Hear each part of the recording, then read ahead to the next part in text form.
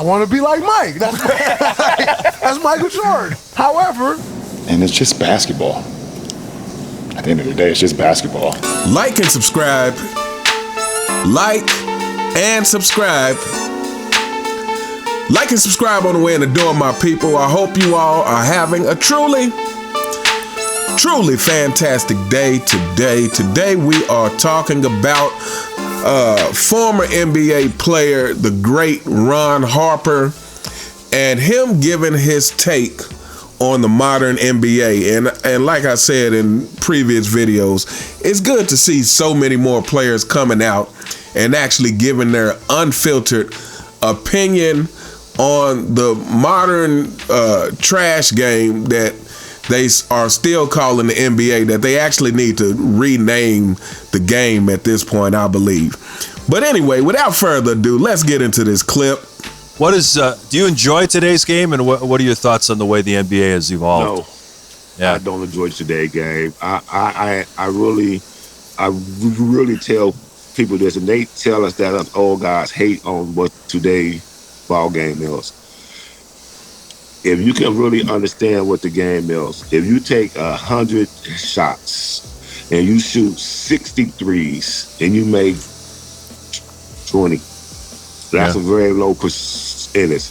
If you shoot 62 and you making 40 to 45, that's a higher percentage. So they got these analytical guys who ain't ever touched a basketball or play. And you want to tell us how to run what the game that we do? Steph Curry didn't ruin what basketball is. Steph Curry and Klay Thomas can shoot the lights out the basketball. If every team had two of them guys, we can talk about this. Yeah. But when you shooting 32%, 28 from the three-point line, and you still out there jacking up threes, if I'm your coach, you're going to hear this sound. Yeah. Somebody coming out. So yeah, let's talk about this first part. I completely agree. And this is the problem. I did a video on why analytics are ridiculous.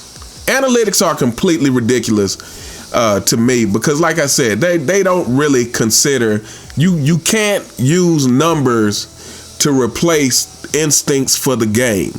To replace basketball IQ. You can't replace basketball IQ with numbers. You can't replace the fact that if someone is lighting you up from the three-point line and you're cold from the three-point line, if you keep taking threes, you're going to get further behind than if you say, hey, let's get some higher percentage shots. Let's get some mid-range. Let's throw it into the post. Let's get some higher percentage shots so we don't get quite so far behind. But that's not what happens. This is why we have so many blowouts in the modern NBA, and it drives me crazy. This is why the game is unwatchable, because there's so many threes, and despite everyone talking about, I always make the right play and I have so much confidence and all this BS, no one seems to have enough IQ to understand that simple point. That hey, if we're getting blown out and we're not and we're ice cold from three, let's stop shooting threes.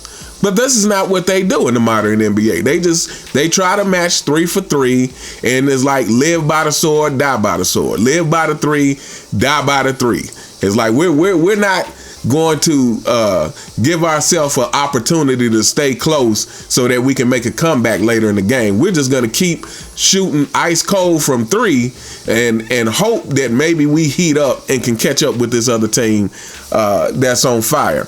And the thing he brought out is like these analytics are when you use numbers like that, what you're hoping for is best case scenario. Best case scenario is Steph Curry. But Steph Curry is a one-of-one type of player. Like, there is no other Steph Curry in the league. Like, so those analytics that tell you you should shoot more threes, this is barring you have a player like Steph Curry. But as we all know, like I said, Steph Curry is a one-on-one. So everybody else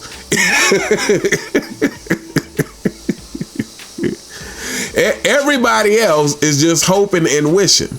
But everybody is playing as if they have a Steph Curry on their team.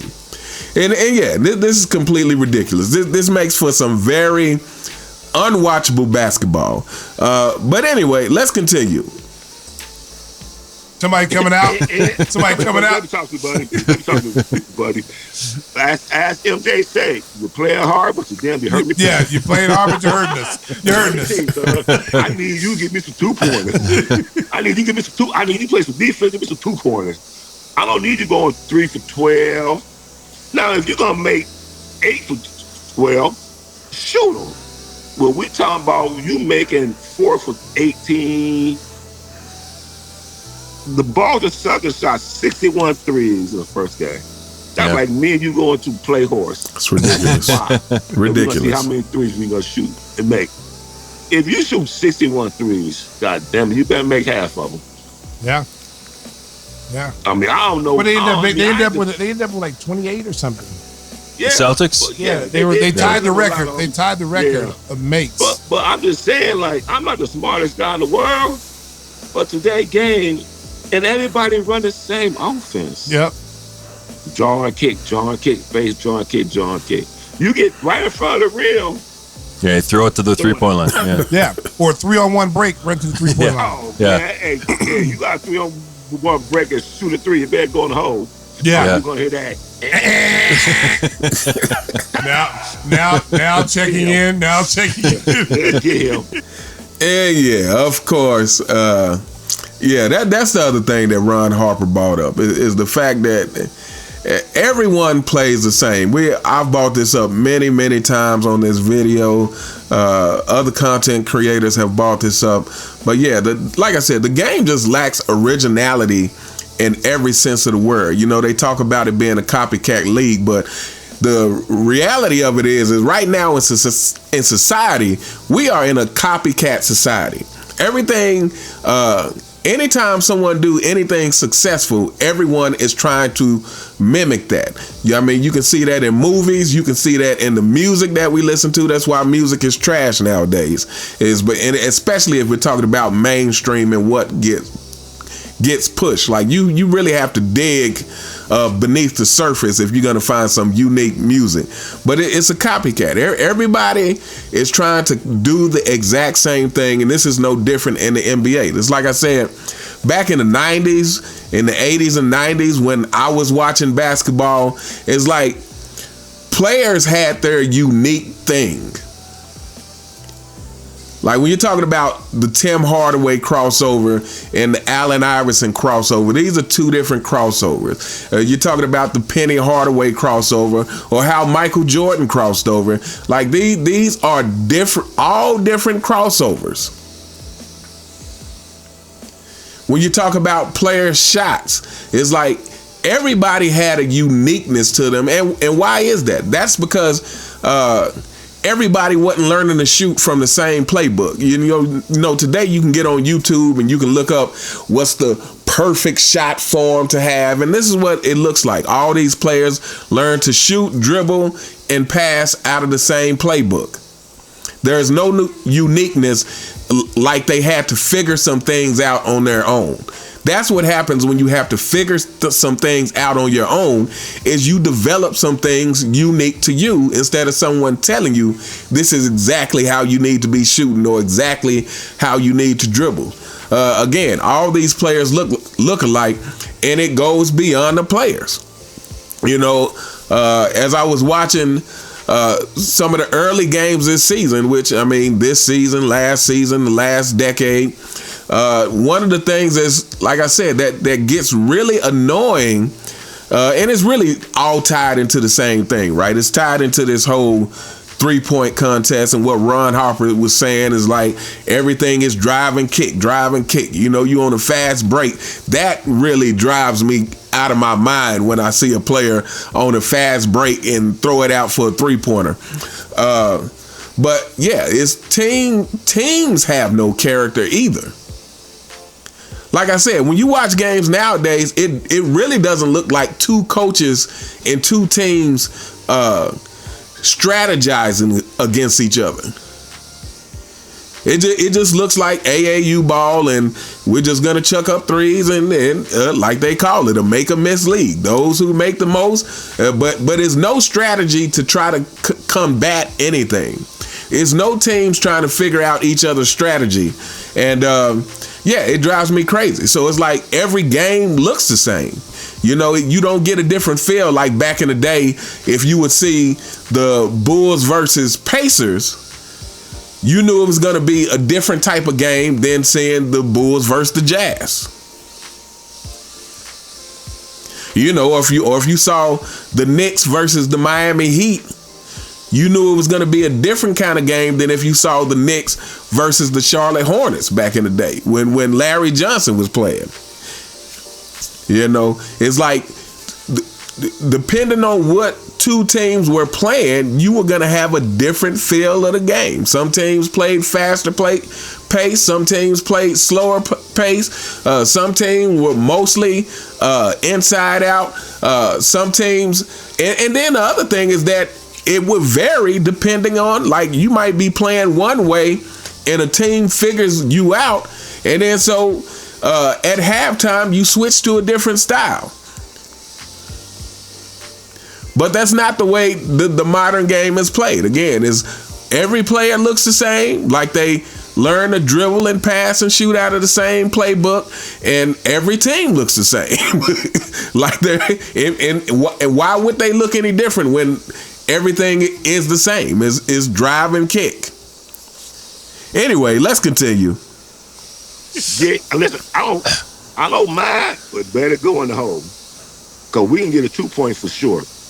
Yeah, three on one. You see it every night. It'd be 3-on-1, and no one goes to the rim. They just run right to the 3-point line, and they'll miss it. And you got nothing out of that trip down the floor. And they think that is cute. Yeah, they think it's cute. Like, no, I'm not. Like, I don't know about you guys, but I take a 2-pointer all day. Me too. I take 2-pointer all day. But today game there's no inside. It's just all outside game. It's only if you can do it, you get 2 points that way. But it's no diversity in what the game's supposed to be like. I'm pretty sure James A. Smith is rolling over in his yeah. What did they do to my game? Harp, it's good. And yeah, I agree. James Naismith is rolling over in his grave. So is all of the players who paved the way for these entitled spoiled brats that we are watching in the modern NBA. But yeah, like I said, it's just no comparison when you are reminiscing on what the game used to be, and this whole three. I mean, they're just shooting it every decade. They're just shooting more and more threes. And again, I think, I know that Commissioner Baltimore has lost sight of that the thing that made the 90s exciting, the thing that made the Michael Jordan era exciting, the thing that made the popularity of the NBA explode is the fact that the inside game is more exciting than seeing people shoot threes. The inside game is more exciting than watching a bunch of people shoot threes and having the floor so spread that when a player does drive to the basket and get a dunk, he's wide open. What made dunking exciting back in the day was that you had to be dunking over somebody because the lane wasn't gonna be wide open. So it was really a test of will. It was a test of, who had the courage and the fortitude to go inside without any fear. Especially when you were, the shooting guards and the small forwards and the guards. Is like you had to have some real nerve to go inside and try to dunk on a 7-footer. That's what made the game exciting. Having to have footwork in the post. That's what made the game exciting. Is the resistance, the being able to hand check and having that resistance and seeing who was really built like that. Cause these players today aren't built like that. But anyway, we gonna hold up here. Like I said, it's a great thing to see more and more of these older players coming out and speaking the actual truth on the era of basketball. And like I said, it's not just a matter of, every generation, the older generation is critiquing the younger generation. Yeah, that's a fact. That's true. Every generation, the older generation is critiquing the younger generation. But this is the first generation where, like I said, it is so entitled that the younger generation is completely throwing out the standards of the older generation. Because every generation, that is the critique. The critique is the older generation trying to make sure the younger generation upholds the standards. And normally, that's what happens. Yeah, the younger generation might have some pushback, but at the end of the day, they understand that it's about the standards and that to get up to the level that they want to be at, they're going to have to uphold to those standards. But this is why we see none of these players really excelling. I mean, this might be a cause for a whole nother video, but like when I think of these modern players, again, I don't think of any real leaders when you compare them to the guys back in the day. I don't see any real leaders. Like everyone, just seems like they are really just after the money. Joel Embiid and James Harden, and then, Ben Simmons just completely robbing the NBA for all that he can get. And I even have to put Giannis in that now. To me, Giannis has changed over the years. He's not the same guy as when he came in. He doesn't have the same. He has been tainted by this entitled era that we live in. So yeah. But anyway, we gonna hold up here. Let me know what you guys think in the comments. What did you think about what Ron Harper had to say about the modern NBA? This is stuff that we talk about all the time. Do you agree, or do you think, as the LeBron James fan club would say, he's just hating? I guess we all are. Let me know what you guys think in the comments. You all have a truly fantastic day, and I'll see you next time. All right.